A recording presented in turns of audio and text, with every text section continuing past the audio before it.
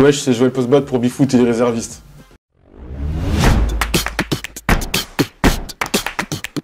Déjà, j'ai commencé par la musculation. Quoi, c'était vers 2012. Ouais, je commençais à faire des programmes gratuits. Donc ça, j'ai drainé pas mal de trafic grâce à ça.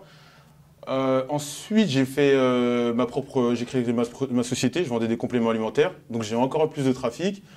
Et je m'amusais souvent à faire des top tweets, à troller les gens, me moquer d'eux, tu vois. Ça a plu. Et petit à petit, c'est monté. Comme j'arrivais facilement à drainer du trafic, il y a des petites startups, des petites boîtes qui me demandaient des conseils. Et après, c'est monté, j'ai eu une audience. Et après, et le boom, c'est quand j'ai fait la radio sexe avec Kamel, et côté Zach et tout. Et ça m'a donné une exposition de malade mental derrière. Et après, je me suis retrouvé chez Bifoot.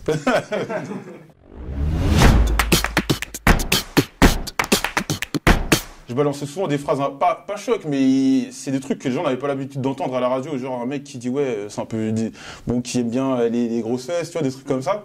Et ça, forcément, quand les gens le voient sur Twitter, ça les amuse, ils le retweetent, et après, rapidement, tu peux t'acquérir une notoriété avec des genres de bêtises. Tu vois. C'était chez moi à la radio, j'arrivais à arriver en retard. J'étais en retard. C'est ça qui a fait la force de la radio, c'est qu'on était tous spontanés, il n'y avait pas de. T'écoutais des gens discuter entre eux. Je crois que c'est le 2018. C'était un été. Je jouais au jeu concurrent, au F-Word, comme je l'appelle. Je jouais beaucoup. Et en fait, tu sais, évidemment, toute la saison, tu as joué. T'as plus grand chose à faire. Donc, Bob, là, il avait démo du 2019 qui venait de sortir.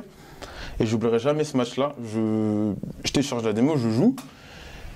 Et je fais un match Palmeiras-Inter Milan. Et je joue et je commence à kiffer. Et je me dis, mais ah oui, il est bien le jeu. Donc j'envoie un message à mon pote, je dis, t'as testé PES? Il me dit, non, c'est nul. Hein. Je lui teste quand même. Il teste, et il me dit, ouais, mais le jeu est trop lourd. Là. Donc le jeu sort et lui aussi, je l'achète, il l'achète. Et toute la saison n'a pas été déjouée.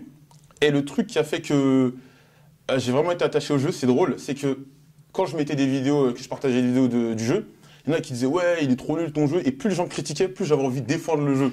Je sais pas comment t'expliquer, c'est un truc bizarre. Et donc c'est là Konami a commencé à voir qu'un gros compte s'intéresse au jeu, et c'est là ils se sont dit ouais si tu veux, on peut te filer des crédits PES. Attends, je me balance, il ne le savait pas mon pote. J'avais une équipe de ouf, et lui il ne le savait pas. Il m'envoyait des crédits, j'avais une équipe de malades, et à chaque fois je lui mettais des branles et maintenant il le sait.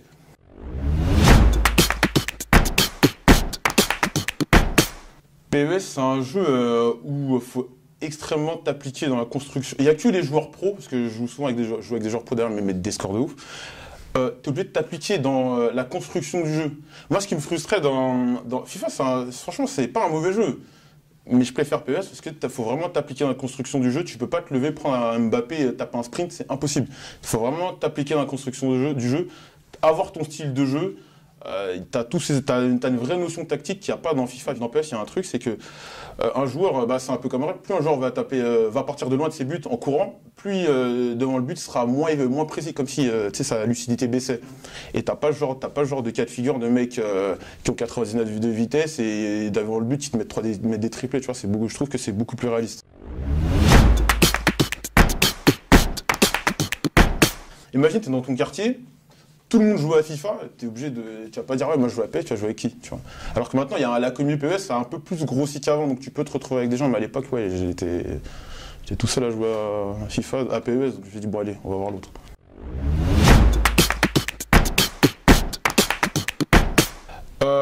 Déjà, par rapport à, je pense, Konami, qui est partenaire avec l'AS Monaco.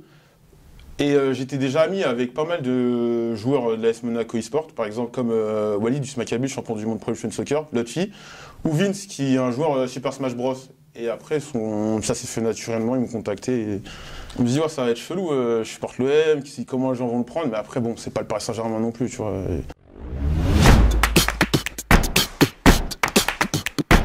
Je te jure que même mon pote Alex, qui gère mes contrats et tout, il me dit, si demain le PSG te proposait, je sais pas, 15 000 € pour aller représenter le PSG eSport, tu le ferais? Je dis jamais. C'est pas possible. C'est même pas une question d'argent, c'est moralement tu peux pas. Et en plus, même si je le faisais, les mecs, les supporters du PSG m'accueilleraient comment? Alors que l'OM, il n'y a pas vraiment d'antagonisme entre l'OM et l'AS Monaco. Ouais.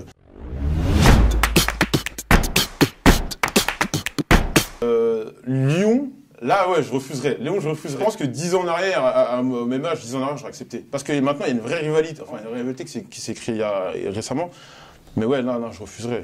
Il y avait très peu, j'avais pas mal d'options fermées à cause de ça. J'aide surtout pour la création de contenu sur les jeux Pro Evolution Soccer, Smash Bros aussi. J'aide beaucoup les joueurs, comment dire, je les aide à avoir leur propre communauté. Parce que tu sais, souvent les joueurs e-sport, ils se contentent de jouer. Ils jouent et après, fin de l'histoire. Moi, j'essaie de faire de sorte à ce qu'ils jouent, qu'ils partagent leurs expériences de jeu, et qu'ils fassent grossir leur communauté, qu'ils puissent avoir par exemple des OP commerciales derrière.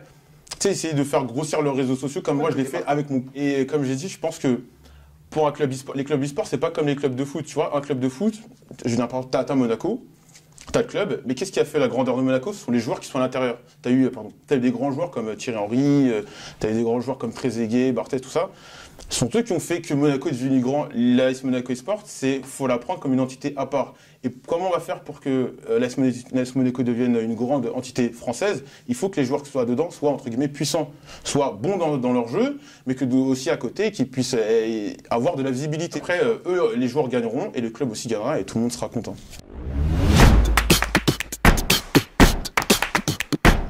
Mon tout premier jeu, c'était ISS Pro sur PlayStation.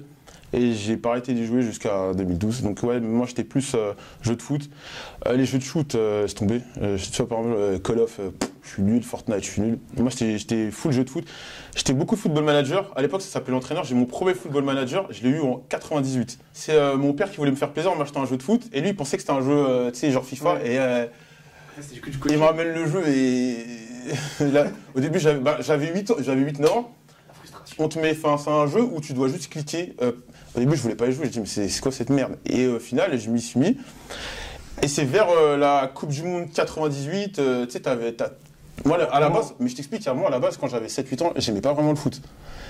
Et c'est pendant la Coupe du Monde 98 que j'ai commencé à aimer parce que c'était l'été, c'était en France.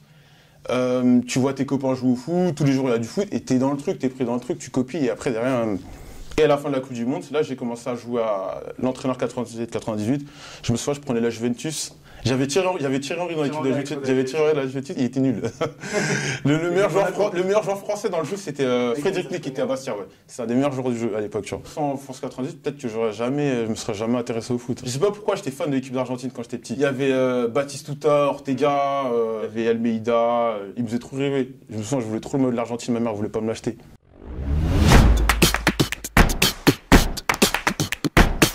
Villas-Boas a quasiment les mêmes joueurs que l'année dernière et t'as totalement des résultats totalement différents, tu vois.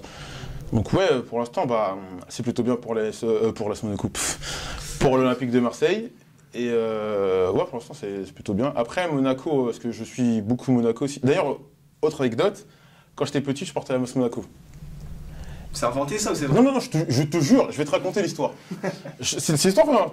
Quand j'étais petit, je supportais l'AS Monaco. Et pourquoi j'ai switché, c'est mon père qui disait à chaque fois, ouais, mais il rigolait, mais il me disait, ouais, si tu veux être mon fils, il faut que tu supportes l'OM comme moi. Il me disait que ça. Et c'est de là que j'ai commencé j'étais un peu influencé.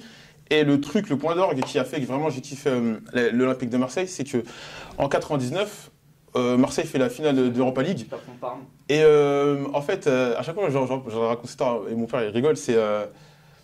En gros, moi, mes parents s'étaient séparés et mon père il me disait ouais bon 21h vous allez vous coucher nanana. Et pour rester éveillé plus tard, souvent quand il y avait les matchs, je disais non je veux regarder, donc il me laissait regarder.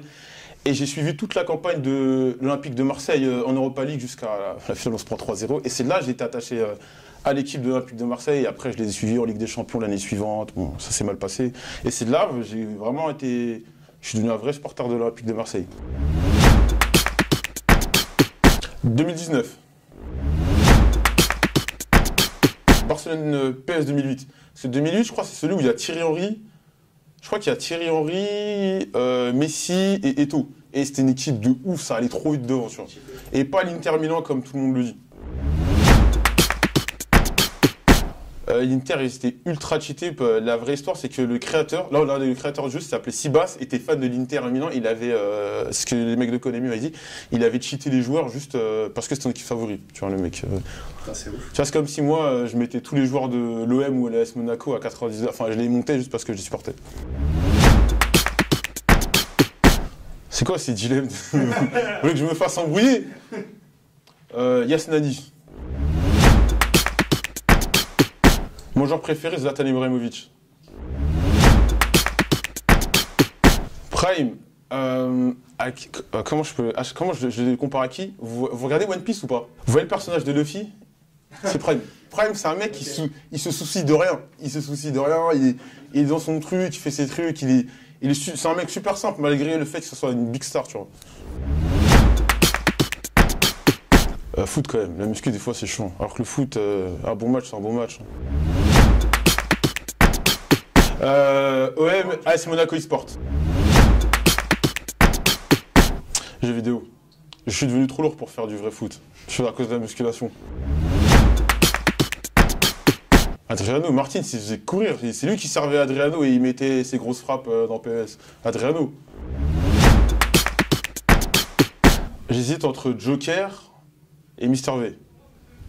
Parce que Joker, il était direct, il était dans le truc, il était comme nous. Et Mister V, je sais pas comment... Mister V, en fait, il était trop marrant, il était trop... Même en off, quand on a terminé l'émission, il continuait à nous faire ses blagues, il était trop drôle. Donc, allez, Mister V et Joker. Côte d'Ivoire qui a la Coupe du Monde, quand même. Ça serait un truc de fou. Dire, on n'y était même pas à la Coupe du Monde, la honte. Je suis pas encore allé à Louis II pendant le match, donc je peux pas te dire. Et tant mieux, comme ça vous me mettez pas dans la merde. C'était Joël Postbat pour Bifoot et les réservistes.